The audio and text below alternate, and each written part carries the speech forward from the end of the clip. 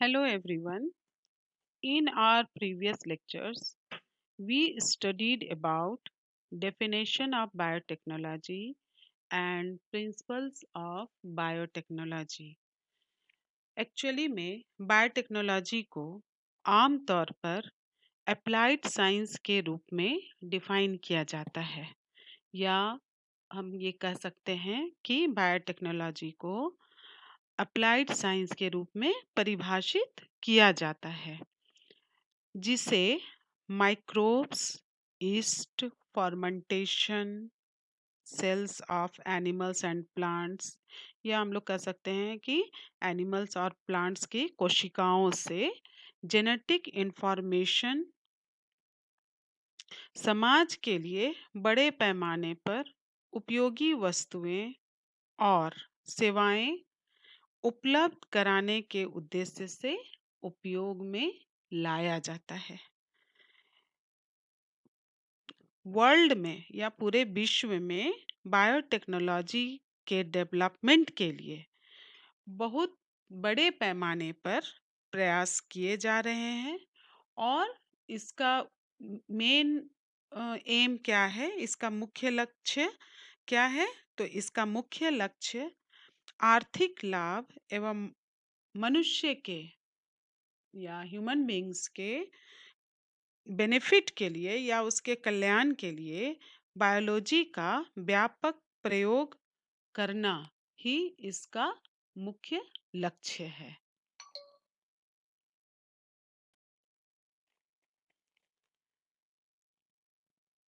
Here, as we know that the science of biotechnology is based mainly on two core technologies या जिसको हम लोग principles of biotechnology भी कहते हैं।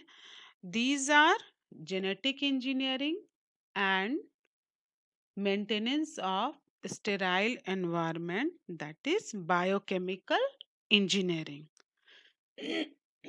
Genetic engineering, it is the manipulation of genes by man. Genetic engineering refers to artificial synthesis, isolation, modification, combination, addition, and repair of the genetic material. That is, genetic material क्या होता है? DNA. To alter the phenotype of the host organism to suit human needs. तो इसमें जो है genetic engineering में ये gene का मैनिपुलेशन होता है। किसके द्वारा होता है? ये ह्यूमन बींग्स के द्वारा, मैन के द्वारा होता है और इसमें डीएनए जो कि जेनेटिक मटेरियल है उसको रिपेयर किया जाता है, उसका कॉम्बिनेशन तैयार किया जाता है। तो ये होस्ट ऑर्गेनिज्म को जो कि व्यक्ति के नीड्स को, ज़रूरत को पूरा करने के लिए कि जिस तरह से उसको पूरा किया जाता है, उसके लिए इसका उपयोग होता है। और जो बायोकेमिकल इंजीनियरिंग जो है, जो मेंटेनेंस ऑफ स्टेराइल एनवायरनमेंट, ये सेकंड प्रिंसिपल्स ऑफ बायोटेक्नोलॉजी है। तो biochemical engineering process that help the growth of desirable microbe eukaryotic cell in large quantities in a sterile medium। तो यहाँ पर स्टेराइल मीडियम जो कि जर्म फ्री एनवायरनमेंट होता है, उसमें कंटामिनेशन फ्री एनवायरनमेंट होता है, उसको स्टेराइल एनवायरनमेंट कहते हैं। और जिसमें यूकैरियोटिक सेल के बारे में आप लोग जानते होंगे, ये लोग 11th में ही आप लोग पढ़ चुके हैं, प्रोकैरियोटिक सेल और यूकैरियोटिक सेल्स। तो इसको, इस मेथड को, जिसमें कि स्टेराइल मीडियम में डिजायरेबल माइक्रोब्स जो हम लोगों को चाहिए, जिस तरह का माइक्रोब, और उसका जो हम लोग ग्रोथ कराते हैं, उसको कल्चर करके उसका कॉलोनीज बनाते हैं, तो उस मेथड को कहते हैं टिश्यू कल्चर टेक्निक। ठीक है, तो for the manufacture and multiplication of biotechnological products, biotechnological products क्या क्या होते हैं? वो होते हैं antibiotics, vaccines, enzymes, medicines, hormones, etcetera. ठीक है, ये हम लोग पहले भी पढ़ चुके हैं, इसके पहले वाले लेक्चर में हम लोग ऑलरेडी इसे पढ़ चुके हैं, तो इसको एक बार रिव्यू कराना जरूरी था। अब हम लोग पढ़ेंगे tools of genetic engineering. Start tools of biotechnology or genetic engineering or recombinant DNA technology. Genetic engineering involves cutting and pasting fragments of DNA, may be cut and pasted in the vector, a plasmid or a virus, whose DNA then becomes the recombinant DNA. Genetic engineering में DNA को छोटे छोटे टुकड़ों में काटा जाता है या उसको विभाजित किया जाता है और इन टुकड़ों को किसी प्लाज्मिड के डीएनए में जोड़ा जाता है। प्लाज्मिड बैक्टीरिया के अंदर प्रेजेंट होता है और इंडिपेंडेंटली मल्टीप्लिकेशन करके वो अपने नंबर्स को बढ़ाता है।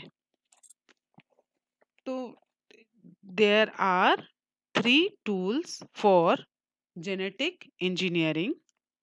First is restriction endonuclease enzyme, second is cloning vectors, and third one is competent host. First, restriction endonuclease enzyme.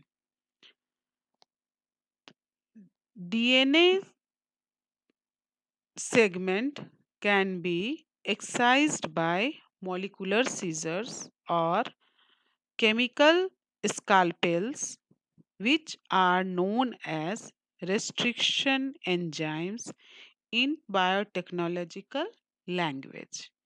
तो here restriction endonuclease enzyme को molecular scissors भी कहा जाता है। यहाँ सीजर का मतलब होता है जो हम लोगों का जनरल कॉन्सेप्ट है कैंची, और मॉलिक्यूलर सीजर्स इसलिए इसको कहा जाता है कि ये डीएनए को एक स्पेसिफिक साइट पे कट करता है। Restriction enzymes synthesized by microbes as a defense mechanism are specific endonucleases which can cleave double-stranded DNA. With the use of restriction enzymes, it is possible to cut a DNA sequence. Restriction enzyme के help से ही DNA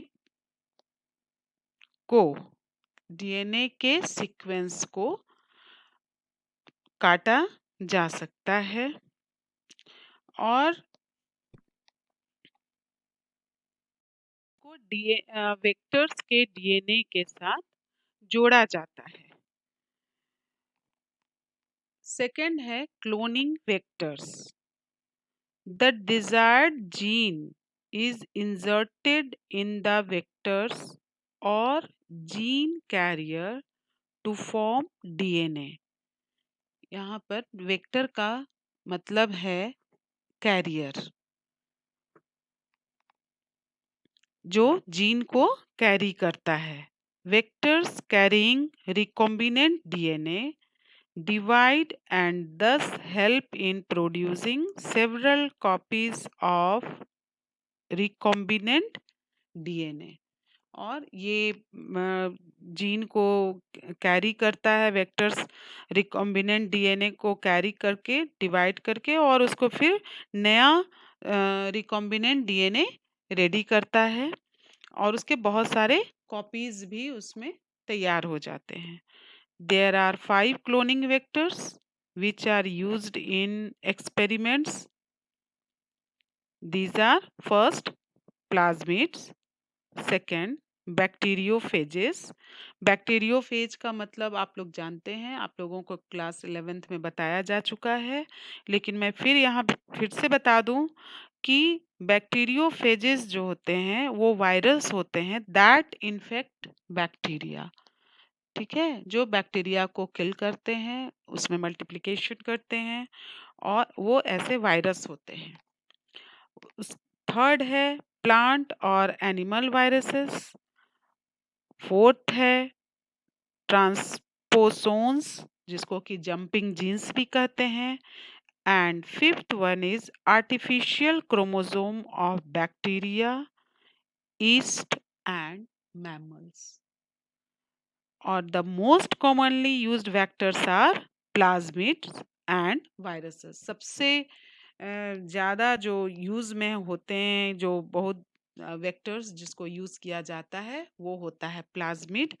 और plasmid के बारे में पहले ही बता चुकी हूँ कि प्लाज्मिड जो होते हैं वो एक्स्ट्रा क्रोमोसोम है, जो कि extra chromosomal small circular double stranded DNA molecule हैं, जो कि बैक्टीरियल सेल में प्रेजेंट होते हैं।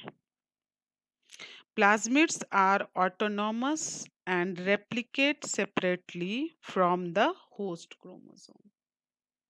Third is competent host. Competent host जो होते हैं वो बैक्टीरियल सेल होते हैं जो रिकम्बिनेंट डीएनए को कैरी करते हैं। तो host cells are bacterial cells which take up the recombinant DNA. Since DNA is hydrophilic, it cannot pass through the cell membrane of bacteria easily.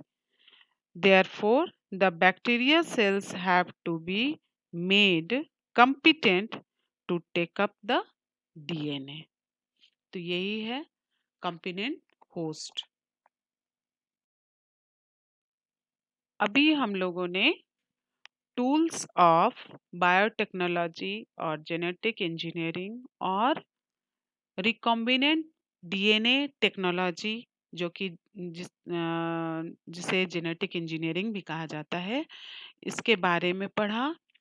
और अब नेक्स्ट लेक्चर में हम लोग जो इसके टूल्स हैं, 3 टूल्स हैं, restriction endonuclease enzyme, second cloning vector and third is competent host, इसके बारे में एक एक करके काफ़ी डिटेल्स में हम लोग इसके बारे में पढ़ेंगे। और अब आज का लेक्चर यहीं पे ख़त्म करती हूँ। Thank you.